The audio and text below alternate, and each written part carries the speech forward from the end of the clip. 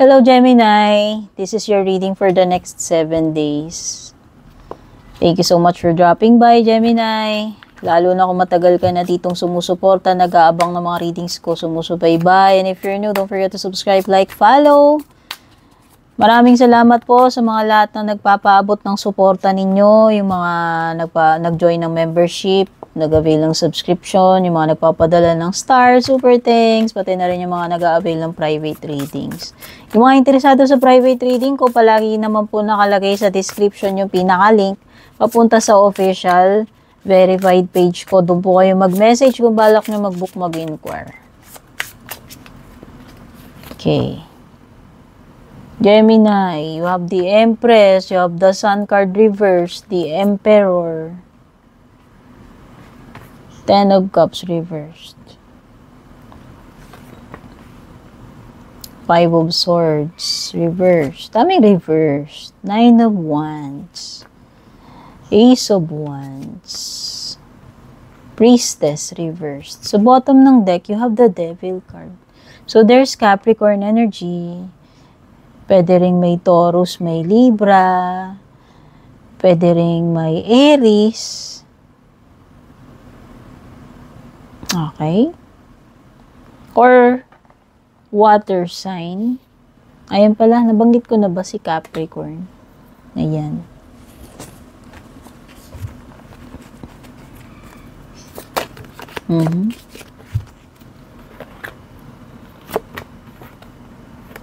Cracked cup, yoke, and table. Magiging difficult itong week na to for some of you. It could be related sa work. There's hard work ahead. Pwede rin namang maraming gawain lang. Super busy. Super hectic. Alam mo yun. Super stressed, no? Punong-puno siguro, dami mong bookings, dami mong meetings, deadlines, pwedeng ganyan, daming paperwork, sub-sub eh. Sub-sub sa trabaho, tsaka marami nakakapagod, no? Ano pa? Yung iba sa inyo, mata-tie down kayo, mafu-frustrate kayo this week, this next 7 days. Nakatali kayo kasi nga ang dami yung trabahong dapat tapusin. Siguro, hindi kayo makapag-outing, hindi kayo makagaming, hindi kayo makabakasyon, makapag-relax. Siguro yun lang yun. And napu-frustrate kayo kasi siguro, daming stress at work. Tapos hindi nyo magawa yung gusto nyo, hindi man lang kayo makapag-relax. Kaya siguro nakaka-frustrate for some of you. Siguro iba hindi kayo ganun ka-happy this week, kaya may dissatisfaction ko, tas may Sun card reversed ka pa. Okay. Pwedeng may may mga sablay, pwedeng may mga casualties, no? Kasi parang may nabasag na cup dito eh. Okay? Baka merong something na hindi successful. Or hindi, turns out na palpak, sablay yung outcome. Pwedeng ganun. Kaya meron tuloy frustration eh. Dissatisfaction or disappointment. Some of you, pwedeng hindi rin kayo ganun ka-okay. Ibig sabihin, overall, no? Kasi baliktad yung sun card nyo eh. Instead na well-being nakatayo, hindi ka happy. Pwedeng hindi rin ganun ka-okay pakiramdam mo. Pwede rin hindi ganun ka-aliwalas. Hindi ganun ka-aluwal, kaluwag, kagaan ang feeling ng mga bagay-bagay ng situation or sa sarili mo. Whether physically, emotionally, no? Mentally.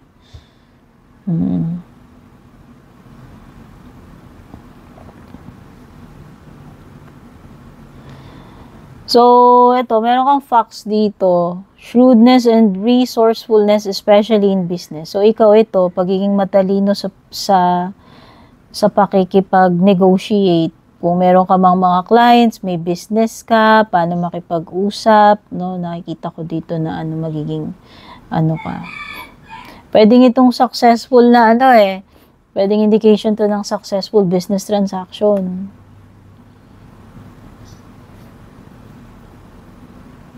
Or pwedeng yung kausap mo masyadong matalino, wise. Kaya dapat tapatan mo yung level nung ka-deal mo dyan, ka-transact mo, ka-negotiate mo. Oo. Dapat marunong ka rin makibargain, marunong kang makipag-business dyan sa person na yan, kung sino man yan ka-deal mo. Meron talaga mga magpapasakit ng ulo mo dito. Stress this week. Oh. So, nakikita ko dito parang akala mo tapos na yung problem, pero turns out na hindi pa rin. Nananakit pa rin ulo mo eh. Kala mo okay na eh, hindi pa pala. So, yan. Pwedeng ito yung mga problem na hindi mareresolba or pabalik-balik. No? Kala mo okay na, hindi pa rin. Merong energy dito ng dapat kang mag-set ng boundaries. Merong energy dito ng dapat maging maging vigilant ka, maging aware ka sa kapaligiran mo, sa mga tao, parang ganun. Mag-set ka ng limitations, boundaries siguro. Or maging prepared ka lang for whatever paparating. Kasi nakikita ko na ito ay card ng preparation eh.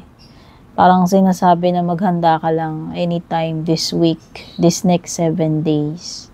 Merong energy din paghihintay dito. Hindi ko alam kung ikaw ba yung hinihintay dyan o ikaw to naghihintay for someone or something. Parang anticipation, waiting period. Meron kang ine-expect anytime. It could be a parcel, it could be a person. Kung ano mang ganap yan, na hinihintay mo, sana mangyari na, sana dumating na. Nag-ano ka talaga eh, naghihintay ka, ayan no. Kung ikaw man yan. Okay, some of you nawawalan ng gana, hindi inspired, sad, gloomy energy, baliktad yung Ace of Wands, baliktad yung Sun card. O pwedeng iba dito, walang kagana-ganang kumilos, pwedeng energy ng tinatamad kayo itong next 7 days. O baka yung iba dito, antukin. Meron bang buntis dito? Kasi parang may nasisense ako energy ng buntis. Yung ibang minsan buntis, ganun eh. Parang antukin sila. So yan, pwedeng iba sa inyo dito, pwedeng may pregnancy. Mabigat katawan ng ibang buntis dito kung may buntis man.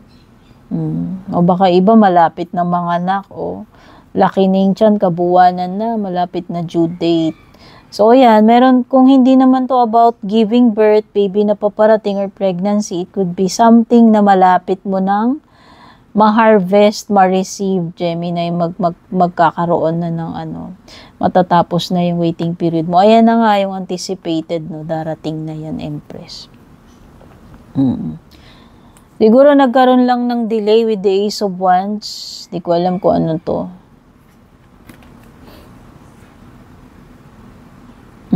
Some of you, pwedeng meron kayong gustong-gustong simulan, hindi nyo masimulan eh. Or pwedeng nagkaroon ng postponement or kaunting delay dito sa gusto nyong simulan na to. Kung ano man ito. Sabi ko nga yung iba dito parang walang inspirasyon, walang gana, walang kalatoy-latoy.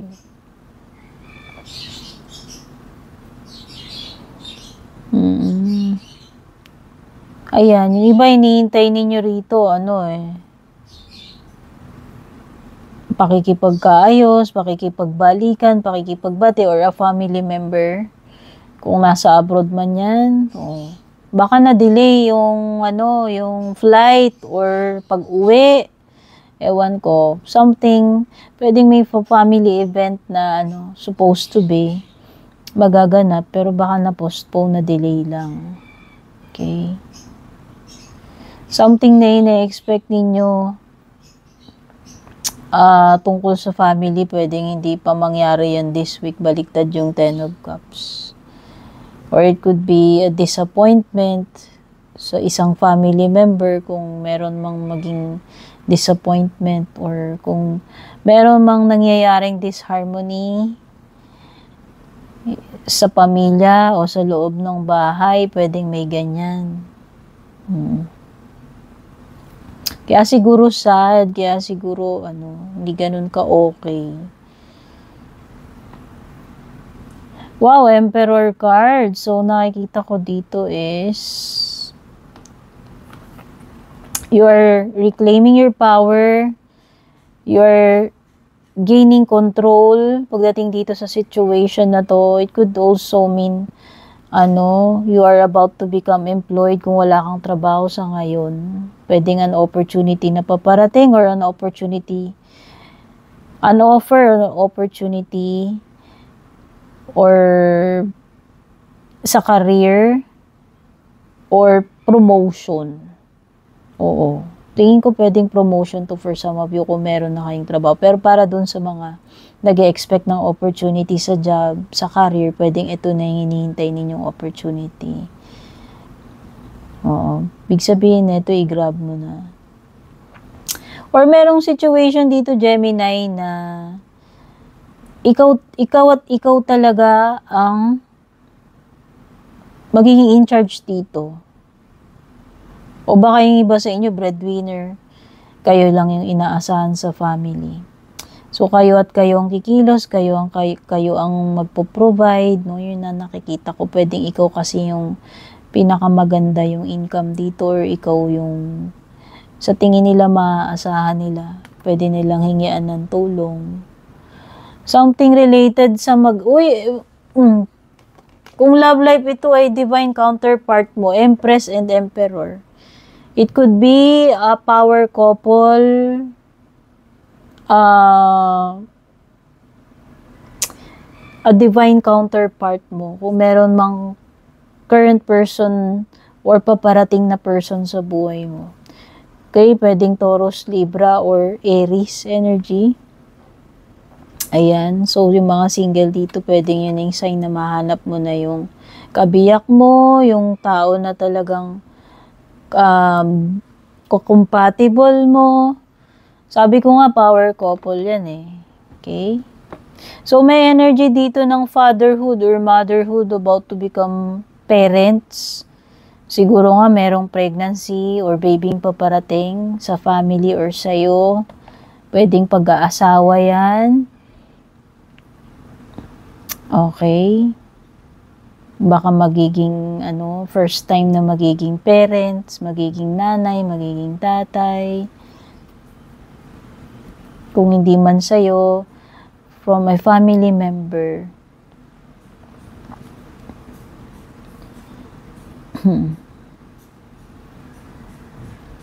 So, yung iba dito,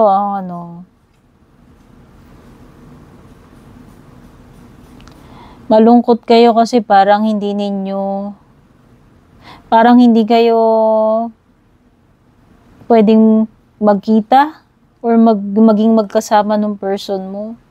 Or pwedeng hindi natuloy yung kung ano man tong lakad ninyo, pagkikita ninyo. Especially kung LDR kayo. Basta meron ditong something lang na makakapagpalungkot sa'yo dahil lang merong something na hindi natuloy or hindi sumipot. Di ko alam. Hintay ka nang hintay dito sa tao na to, sa person na to. Baka hindi ka sinipot. Meron din akong nasisense na energy dito na parang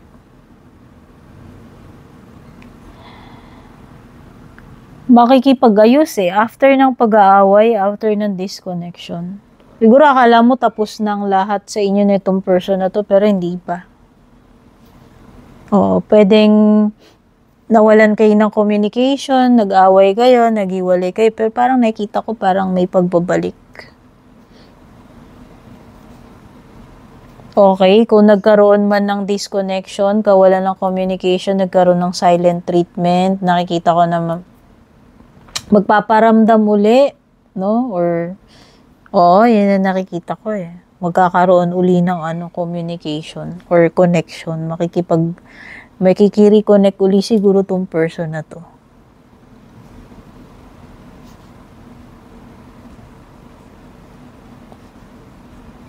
Oh, especially iba rito, halimbawa kung nagkaroon kayo ng problema about third party. I-dispatch na yung third party na yun, marirealize niya yan. Oh. Ikaw man itong na-involve sa third party or yung person mo. I-disconnect niya na yung third party na yun, kung ano man yun. Kung sino man sa inyo yan. Could be your energy or your person's energy. Ayan, no? Itutuwid niya na yung mga pagkakamali niya eh. Magbabagong buhay na yan. O kung hindi man to about third party, this is pagbabago ng buhay. Ile-let go na yung mga at i-end na yung mga masasabang bisyo, kung ano man tong toxic na to, no?